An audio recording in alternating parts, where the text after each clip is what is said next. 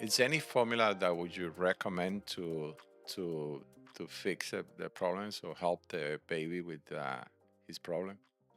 The formulas, so there's different categories that we could say. So there's the formulas that are an extensively hydrolyzed formula where the protein itself is broken down into peptides, so it's easier to digest. So this is a cow's milk It's a cow's protein milk. that the companies or the pharmaceutical companies are broken down the cow's milk protein. Welcome back to another podcast with PGA. I'm your host, Dr. Hernandez. We have a special guest today, Dr. Dalia Arostegui. We are going to be talking today about cow's milk protein allergies in pediatrics. Can you tell us a little bit about yourself, Dr. Yes. Arostegui? Thank you for having me. Welcome. I so I'm pediatric gastroenterology. I did my training and pediatric residency at Maimonides in Brooklyn, New York, and then I did my fellowship at SUNY Downstate in Brooklyn. And then right after fellowship, I started working here at PGA, and it's been a great experience. Do you have any particular interest in pediatric gastroenterology? I like the bread and butter of pediatric gastro. I love seeing, little babies with reflux and intolerance to formula all the way to IBD. I think I'm still early on in my career that I'm trying to find exactly what I'm leaning towards. But I like seeing everything from very young till adolescence. Yeah, And we are glad to have you here thank too. So you. helping the community Yes. and our patients with gastrointestinal disorders. Yes. So let's dive in on the topics of today, which is cow's milk protein allergy. Yes. We get often these mistaken, confused patients or the populations about if it's the same cow's milk protein allergies versus lactose intolerance. Is it different topics or is the same type of entity? I think that's a good I think misconception sometimes because patients will come with their baby and they'll say, "Oh, they have a lactose intolerance." And um when they're so young like that, usually that's not the case.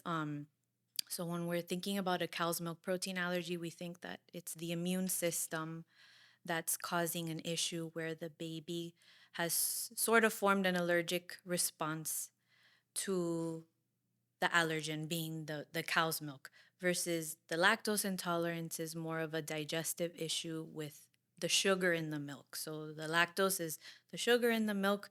So usually it's that you can't digest it well versus the cow's milk protein. It's that it's more of an immune response allergy towards So that. we can say that that lactose intolerance in kids it usually presents later on in life. Yes. It's a problem with the sugar in milk, which is the lactose, and then primary lactose intolerance in babies is very rare. Rare. Hmm. So we see more reactions to protein in cow's milk, and that's the type of allergy. Yes. And so, as the names implies, how would you describe a cow's milk protein allergy? So, how that interactions between, I mean, just overall between the immune systems of the baby and the cow's milk, it's because this their immune systems in newborns, in this case in newborns Hmm. or infants, is less mature and it makes them more prone to have cow's milk protein allergy. Um, That could be a reason. I think we haven't alluded yet exactly what is the cause um, of this, if it's something coming from the mother, um, um, in terms of um, the microbiome, maybe that's sent to the baby, and maybe if there's a family history of eczema, asthma, atopy, maybe the baby is more prone to develop that. And we see it sometimes in siblings. Like if there's an older sibling that had an allergy, a cow's milk allergy, there's a chance that maybe the baby, the other born child, might have it. Um, but in terms of the immune system responding to the allergy, we always look at whether it's an immediate IgE, immunoglobulin mediated reaction, which is like the classic that we see with an allergy, which is right after consuming the allergen, you see like the vomiting, the skin reaction, urticaria, hives, and then you get the vomiting, you can have diarrhea, and then the worst case anaphylaxis. So, in babies, we usually don't see that often, but then what we think it might be is like a non-IgE mediated reaction where it's more delayed, that it can occur like 48 hours being presented with that allergen, and then that could have different manifestations. Yeah, we're going to go a little bit more in details down the road Mm-hmm. during this talk. So we kind of to summarize this, that so babies develop cow's milk protein allergy, maybe predisposing factors Mm-hmm. or hereditary factors associated with that, or family histories Mm-hmm. linked to cow's milk. And it seems obvious that it's the baby's immune system reacting against a protein, and in this case, a non-human protein Mm-hmm. that they've been exposed to, which is most of the formulas that we have nowadays in the market. Mm-hmm. Now, in terms of symptoms, usually when you see infants or newborns with symptoms of cow's milk protein, what are the most common symptoms that you will see in infants with cow's milk protein allergy? Yeah, the most common symptom may be mucousy, bloody stool, some diarrhea. That's more of a kind of obvious presentation when you see that mucus and the blood in the stool, but then they can present with kind of overlapping symptoms. They can have fussiness, sometimes baby have really bad reflux, intolerance to the feeds, very fussy babies, and then sometimes it can present just like a baby that is not gaining weight well, poor feeding, failure to thrive. um, but I So sometimes I would say that so the symptoms are, in my experience, are also linked to the area of the gastrointestinal tract that is affected. Yes. So it can affect the gastrointestinal tracts in babies from top in the esophagus down into the colon. Mm-hmm. So if it's more colonic, it's more blood in the More blood. stools and mucus in the stools. Mm-hmm. Small intestine, more diarrhea, lack of weight gain, Mm-hmm. of what we call failure to thrive. And stomach and esophagus more like acid reflux. But it seems like colics by itself is super predominant on most of the babies. So regardless if they're Yes. having diarrhea or lack of weight gain, usually are babies with who are very colic. Yes. And then with any of the symptoms about. So those are gastrointestinal symptoms. Cow's milk protein allergies affect other organs and the babies, like the respiratory systems or skin, as you mentioned before. Yeah, they can have, babies sometimes that have like this kind of like chronic cough or wheezing. Um, and then in the skin, eczema, some babies get very bad, like dryness of skin, eczema. Some can be pretty severe. So it can be Mm-hmm. multi-organ involvement. It depends on how severe is the type of allergy. Mm-hmm. You mentioned something interesting before, and it's in terms of the immune mechanism that is affecting. So it can be, it depends on the immunoglobulin that is reacting, the part of the immune system that is reacting on the baby against that food. Mm-hmm. So it can be immunoglobulin IgE mediated, or it can be delayed kind of reactions or more T cells. There are some people even calling now IgG, or like in cases of eosinophilic esophagitis, IgG4 subclass. Mm-hmm. Or it can be more T cell or kind of delayed reaction. So in your experience, so what would be the type of reactions that they can have based on if it's an IgE mediated reaction? Yeah, IgE mediated. Well, the most severe of that one would be anaphylaxis, and that's the most severe. So you could have, you know, shortness of breath, the changes in your blood pressure, uh, and that is an emergency, and that I haven't really witnessed as often. Which is less common. It's less common, but then I think the most commonly would be kids that present after ingesting the culprit and it's like vomiting or diarrhea. That's And colicky baby, well, and persistent colicky colicky. and a colicky baby. Do you see also on in these babies with cow's milk protein allergy? I mean, regardless of the mechanism, like a skin rash or eczema or dry skin Yes, uh, associated with this gastrointestinal disorder? I have seen kids that they don't tolerate the formulas and they've been on multiple formulas and the child has Yeah. significant eczema. And then so you can have also a mixed component, I Mm, believe. So it's meaning that IgE plus delay reaction. That's a little bit cumbersome in terms of T cell yeah. from where it's coming. Hmm. Um, so once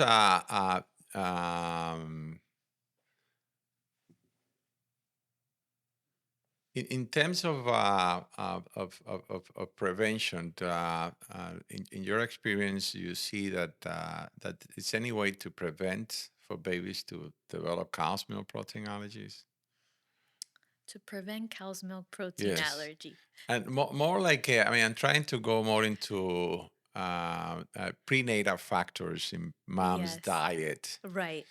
and then postnatal factors like antibiotic use and you kind of mentioned something about microbiome Hmm. too as well. In Yeah. your experience, like prenatal factors, I mean, do you think may intervene in preventing or provoking the cow's milk protein allergy? I think it potentially can. I think, you know, I think some studies have shown that babies that are breastfed are less likely to have a Yes, cow indeed, milk indeed, protein indeed. allergy. Breastfed babies are less common. Yeah. So then that goes, also into like what's the mom doing before. And so I would think that, yeah, the factors, Yeah. what mom's doing has to affect, I think, the I baby in was some reading. I capacity. was reading recently that even post-conception, Mm-hmm. the first 1,000 or the first 3 years of life, post-conceptions are important to establish is a good microbiome Mm-hmm. in babies or a healthy microbiome in babies. So it seems like a probably mom having an appropriate diet during pregnancy helps create a good microbiome. Less exposure to antibiotics during pregnancy and even just right after delivery Mm-hmm. and during delivery may prompt the babies to not a healthy microbiome. And it's also it's not. I don't think it's not a clear science yet, but similar to what you mentioned, it seems like the use of probiotics Mm-hmm. on mom's diet prior delivery, it may also promote a good healthy microbiomes in babies, and those are prenatal factors. Right. And then the postnatal factors are exactly what you say. I mean, the use of breast milk. Mm-hmm. And I mean, I tend to see in my clinics less and less babies with any type of gastrointestinal issues or discomfort as long as they are on breast milk. Yeah, I see that too. And I don't think, I mean, from my point of view, is any clear cut data in terms of if babies should be exposed to probiotics right after birth. Mm-hmm. And I have seen reports, and I have seen in myself babies who had bacteria infections or bacteremia, Uh-huh. meaning the same probiotics that they take go into the blood circulation. So that sometimes It's it's something that I would personally I wouldn't recommend yet yes. for babies to take probiotics. And I always say that the best probiotics is probiotics, and the feeding of those probiotics, which is the prebiotics, are all in the breast milk. Right. Absolutely. So the best source of nutrition for these babies and preventing is just as exactly you say, it's just being exposed constantly to breast milk Yes. as long as they can. Yes. Now, so if the baby now that or an infant that you are diagnosing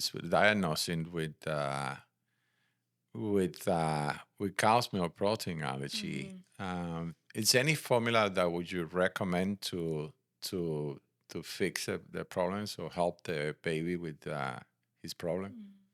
The formulas, so there's different categories that we could say. So there's the formulas that are an extensively hydrolyzed formula where the protein itself is broken down into peptides, so it's easier to digest. So this is a cow's milk It's a cow's protein milk. that the companies or the pharmaceutical Yes. companies are broken down the cow's milk protein. Yes. So it's becoming less allergenic to the Less baby. allergenic. And those are casein hydrolyzed, extensive casein hydrolyzed formulas. Yes.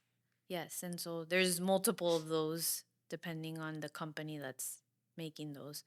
So that's one category. Um, and then we have the amino acid based formulas, which is the most hypoallergenic. Um, and so, which one would I recommend? I think in my experience, I have gone based kind of like how severe the patient is. Um, and um, I've started off that way. So I think a baby that has very significant symptoms or is not gaining weight well, um, I will sometimes go straight to an amino acid based formula as first line.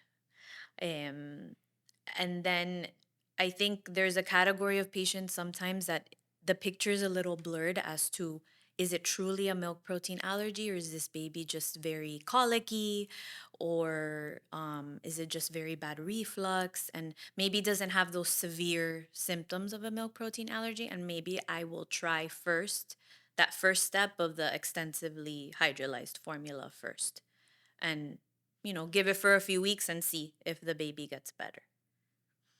Yeah, I agree with you, and that's actually what I tend to do in my practice. I Mm-hmm. mean, I'm very biased Mm-hmm. to use upfront amino acid based formula, which are the more of the hypoallergenic formula.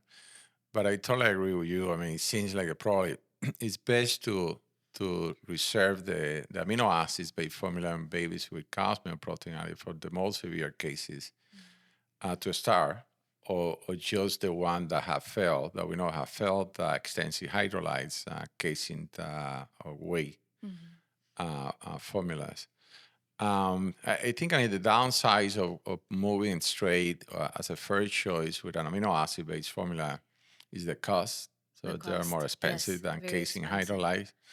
And then there is a theory that if you prevent infants from the get going for too long to have any type of cow's milk protein, meaning it's just purely amino acid based formula, you may prevent for them to develop tolerance down the road. So maybe Correct. but that is not clear. But I totally agree with you. I mean, if Mm-hmm. we had this baby, which I think the red flags or the symptoms here is it's significant amount of the discomfort, the crying baby constantly, and that lack of weight gain. Yes, So that lack of weight gains is, for me, I mean, in my practice, one of the big red flags absolutely. uh, to pay attention to that baby. I mean, lack of weight gain in babies has been linked to numerous type of conditions, not only infections, it just suppress or depress the immune systems of babies even more. But it has been that they are more prone to develop any type of complications if they are not gaining weight Mm-hmm. correctly. Um, People in the past used to were using soy based Mm-hmm. formula, palm based formula. Uh, Do you think that that has any room nowadays on babies with cow's milk protein allergy? I haven't used soy. I know that back in the day it Yeah. was used more often, but I think now that we know a little bit more, there's a lot of um overlap of allergies. If you have a cow milk protein allergy, there's a very high So very likelihood likely you're gonna that have you're reactions gonna to soy too. to soy as well. Yeah. And then I think a lot of patients also ask me, um, they don't want to use maybe a amino acid based, or and then they ask me about goat milk. And so I run into the same,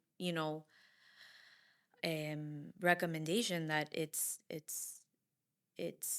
animal protein, the most likely will have a very similar reaction, I think. Yeah, I totally agree. And I get the same questions about using goat milk Mm-hmm. here in town. I think it's a good type of formula, but later on in life. So Yes. early on, if you are strongly suspecting that the baby has cow's milk protein allergy, definitely staying away from animal proteins. It would be Mm-hmm. the best for the baby. Mm-hmm. And in Europe and Latin America, they quite often been using other type of plant-based formulas with good success, Mm-hmm. and this is hydrolyzed rice milk, Okay. and and I have used it in the past. So I have some patients with significant type of reactions, and so kids from European families that they are willing to use this hydrolyzed rice formula. Mm-hmm. It is so they have to bring it from Europe. That's one. So that we Okay. don't have it here in the state. And I mean the nutritional value of the formula is excellent. So babies they grow well on these formulas. That's great. It's not accepted. I believe that it's not accepted in the states because rice itself it has a good amount of arsenic. Uh-huh. So that's kind of FDA hasn't approved any of these type of formulas here, even though it has been used in Europe for more than 30 years now. Wow. However, I did have one patient. Mom is a nurse. I don't know if mom is going to be listening to this podcast at some point. The baby is doing great. I mean, he outgrew. Most of the babies outgrow these allergies. We're going to They get to do. that point. That we try a hydrolyzed rice milk, Mm-hmm. and that was a mess. A mess because the baby developed an IgE. I mean, almost an anaphylactic reaction Wow. to rice formula. Holy. So it was kind of an emergency thing. So, but Yes. anyway, I mean, European has been using the hydrolyzed rice milk as another type As an of formula, option. and I would Mm-hmm. say with a very good amount of success and in the past. Um, so in terms of a mom's, the mom is breast, or the mom is supplementing a baby with cow's milk protein Mm-hmm. allergy with a formula. So then we're going to suggest either hydrolyzed, depends on how significant is the reaction, or either extensive hydrolyzed cow's milk protein formula versus an amino acid based formula. Mm-hmm. And then for those moms who are continuous on breastfeeding, Mm-hmm. would you recommend them to do any changes in their diet? Yeah, so for moms that are breastfeeding, the recommendation would be to stop dairy, and that includes all type, it's milk, it's cheese, it's butter, and I would, also recommend soy to eliminate those two things. I would start off with that. I think eliminating dairy is a lot to say. Most people consume dairy, whether they don't drink milk, but they might eat cheese or they might eat something that contains milk. So I think that's already a big ask. It could be for some people. So I would say first and foremost focus on dairy and the soy.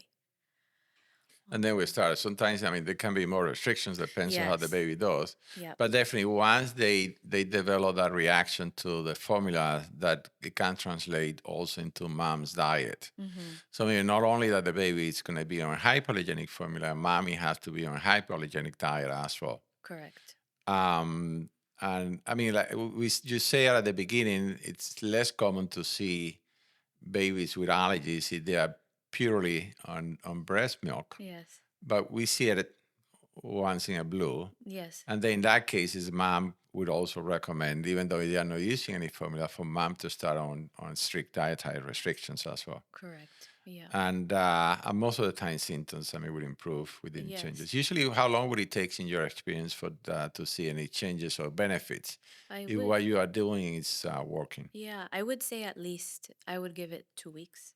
Okay. I think once you've made a change, it should take at least that much time. And then if you visibly saw blood in the stool, that can take a little bit longer. So, you can if you visibly saw blood in the stool, um after making a change, you could still see occult blood in the stool for a few weeks after making a change. Pero I think for the most part, it's relatively quick. I don't think it takes months to see a Okay. change. So family has to be patient at least for the first 2 weeks Yes. after we do the dietary changes on Yes. mom and the baby. Yes. And so now in terms of there is any test that we do to identify the baby is having cows or to prove or disprove that baby has cow's Yes. milk protein allergy? This is a question that I get all the time from parents. Is there a test? Is there a specific test for my baby for this? And there isn't a perfect test. I know that we have done fecal markers. So sometimes I have seen that a calprotectin has been sent. A calprotectin is a fecal marker that tells us if there's any inflammation in the colon. And then in some babies, that has been high. But it hasn't been shown in studies to really be completely accurate to say this is what it is. It doesn't correlate exactly. So there's not really a, a test. The diagnosis is made, I'd say, when you make a change in the diet and you see a positive result. You can accurately say then this is what it was. It was an allergy to the milk. So diet is the treatment and the test. And the test, exactly. So meaning that you do the restrictions, you get better, you prove that the milk was the problem, and Right. then it's a test because you're seeing that they're getting better. Yes. But I agree there is no test specific that it prove or disprove that at this point in time you're having any type of allergy disorders, mostly in babies. Exactly. And often we get I get that question from parents too. The baby is very colicky, and now we have in mind that this is a type of cow's milk protein allergy. If the baby is very colicky, is arching, if we should jump into any gas pain control medicine for the baby, that's one, or two, if we should do right away also any type of antacid or medication for reflux. Mm-hmm. Yes. So Those are very, so what very would you do? common. So I think those anti-gas medicines are pretty benign. I always ask patients, like, when you give the simethicone anti-gas medicine or you give the gripe water, does it help? And sometimes they say yes, it does help. Other times they're like, no, absolutely not. This did nothing for my baby. So I try. I kind of enforce, like, use it as needed for colic. Either the simethicone, the gripe water. There's many others on the market. There's others that have like chamomile and all these different things for colic. And, I say use it as needed. If you feel like the baby doesn't get better, then I don't think there's need to use. Um, when it's the question of whether to start an antacid or not, I think if I see that the baby's not gaining weight and is having very significant symptoms, I will go ahead and start an antacid. So symptoms more like a throwing up or arching a lot or just crying constantly. I think Or would you give it some time to the formula to work before you jump into the medicine? I think I I'm for the I'm putting most you on the part, spot here. yes. I think no, there's a lot of thoughts in my Yeah. mind, but I think for the most part I like to do one thing at a time Okay. to see how things progress. If we do too many things at a time, then we don't know what really helped. But if there's a baby that's vomiting a lot, um, how you mentioned back arching, irritable baby, very uncomfortable when feeding, I am more prone to giving an antacid medicine because I think Yeah, yeah, it makes sense. it sounds like the baby's Yeah. going through a lot and it's very distressing and Sometimes it helps, helpful in a group of babies. yeah. Now, these symptoms of cow's milk protein allergy, in my experience, also it can overlap Mhm. with other entities, and I think it's important for the community to be aware. So often, what we're going to see is cow's milk protein allergy, and that's period. And Mhm. then you see a big difference within a week or 2 weeks. At times, we see that babies that they continue having significant amount of discomfort, or we don't get them to where they should be. Mhm. And then, in my experience, I was seeing overlapping or cold or urinary tract infections in babies. Mhm. And then, I mean, once in a blue, we get to see some kind of intestinal obstruction or or problems with the anatomy of the gastrointestinal tract. Um, in your experience, when would you recommend to use any kind of imaging if your baby is not getting better? At what point? What would be the red flags for you to use or recommend imaging? I think a baby that is having significant vomiting, um, a projectile emesis in a very young baby, um, at least an abdominal ultrasound to just make sure that there's no blockage out of the stomach, The pyloric the stenosis. pyloric stenosis, um, and so I think that would be my main reason if a baby's vomiting too much, very inconsolable, irritable child with those symptoms, I would go that route.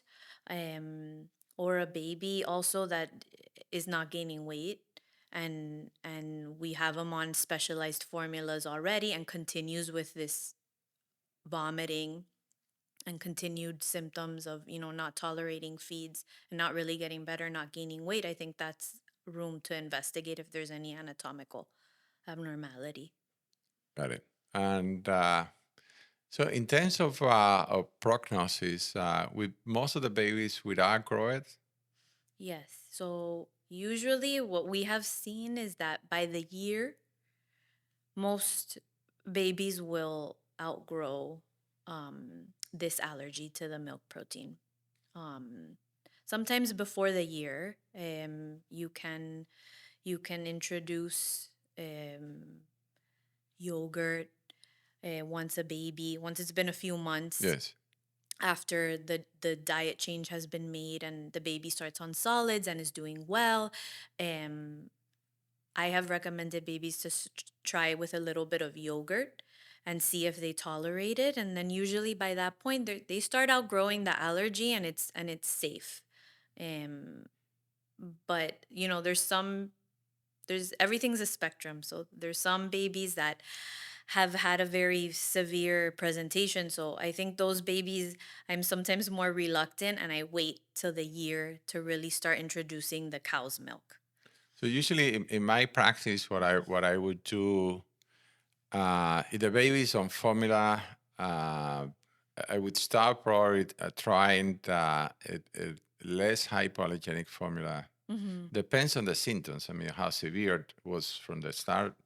Uh, I agree with you. I mean, baseline probably up to a year of age, they're going to need some kind of a hypoallergenic formula. Mm-hmm. But I see babies that they tend to do better after 6 months, 7 months of age. Yes. And then at that point, you can start introducing a different kind of formula, no hypoallergenic formula, and see the baby is going to be able to tolerate. Mm-hmm. Because that's the only way also to find out this Right. sort of problems is solving, just Exactly. challenging with regular proteins and see, or animal proteins, and see what happens. Yeah. And then probably would start if the family are asking. I mean, probably that would be 6, 7, 8 months of age. An opportunity they wanted to use a different animal protein like goat milk or something like that. Yes. But later on in life. Correct. But it Yeah. seems like most of babies they are going to outgrow these type of allergies with time. Yes. Yeah. By I think by the year, most kids. I've had some patients that you reach the year Yes. and they still don't tolerate. And so, and they don't tolerate because they have the cow's milk and then Yes. they have emesis. And so I think that's a smaller percentage. Um, so those patients sometimes as they get older, they need allergy testing. They need to be monitored every few months to see if they'll eventually reach that tolerance. Yeah. In babies with allergy, in your experience with at what time would you pick the introductions, the vegetables and Hmm. fruits? Would then having this cow's milk allergy, would this delay the introductions or solids or vegetables into the diet, or that wouldn't affect? That's a good question. I think for most babies, once they change to a specialized formula or the mom eliminates the dairy from her diet and the baby's doing well, if at the 6 month mark the baby's doing good, I usually tell parents to go ahead and start with the fruits and the vegetables at 6 months. Now, there are often I get the question, and this is a tough question. Mm-hmm. If we should allow babies to be introduced to um, purees or vegetables or fruits or Mm-hmm. a different kind of protein in their diet before 6 months of age, uh, Mm-hmm. between 4 6 months of age now. Okay, yes. I think, I mean, I don't think it's wrong to do that. I think um, I have done it earlier at a 4 month old babies, 5 month olds, if especially babies that have very bad reflux. Yes. Um, Yeah, it helps. The solid it sometimes it helps. The helps. solids help, and the baby's happier, and the Yes. parents are Yeah. happy.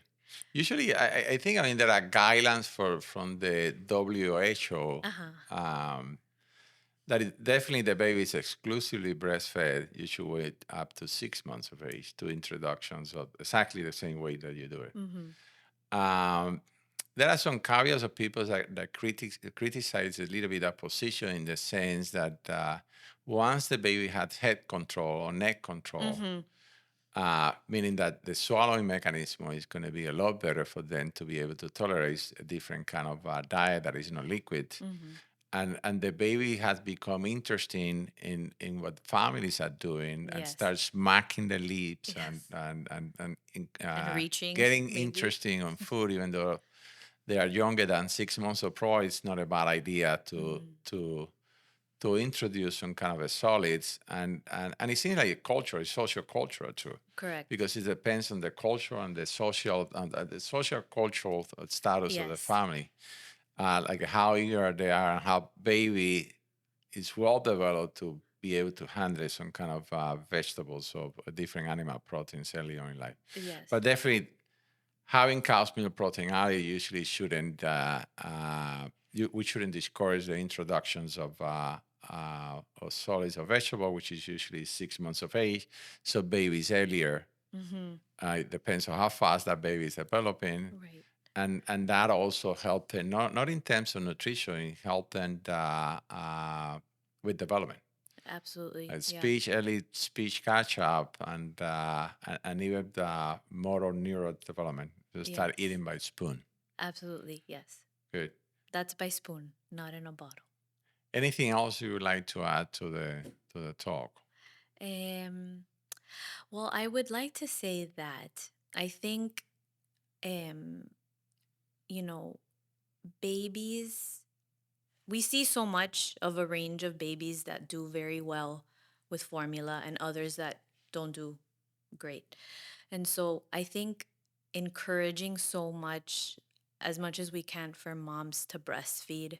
And I think that starts early. That starts when you're pregnant. I think that starts with the mom's doctors to really encourage to try because I think we see so many different cases, and I do think that the benefit of the breast milk is the best.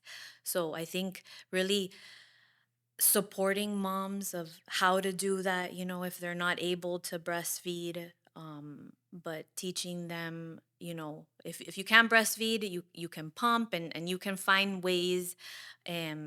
So I think because when we see the babies, it's already been a few months after and everything has been done and the mom is frustrated, and then she feels like I didn't have enough milk and I didn't have this and that, and it becomes really hard in the beginning. So I think that's a big thing. I think pediatricians also, um to discuss that more, and I think it starts a lot more with the mother's doctor, but just to keep those expectations in mind to Yeah, help. I couldn't agree more with you. I mean, if any message people should take out of this is just Hmm. breast milk at all time. Yes. If you want to have healthy babies in all sense, just breastfeed Yeah. as much as you can. Now, I mean, hopefully we're going to have another discussion down the road. These allergies, most of the babies, I would say probably 70, 80% of babies, in my experience, they outgrow it with time. I would say probably by a year of age, sometimes babies a little bit longer. But these allergies sometimes can translate to later on allergies, food allergies as well, Hmm. and other type of food allergies in kids later on. I mean, we're going to talk about that at another point, but this all, it doesn't end Hmm. in 1 years of life. But thank you very much for your time. Thank you That for was a having me. wonderful opportunity to have you here. Thank you for having me. Hopefully, we'll see you again soon, Yes. Yes. a different topic. So I'd thank you to love Dr. to. Arostegui, Thank and you. thank you.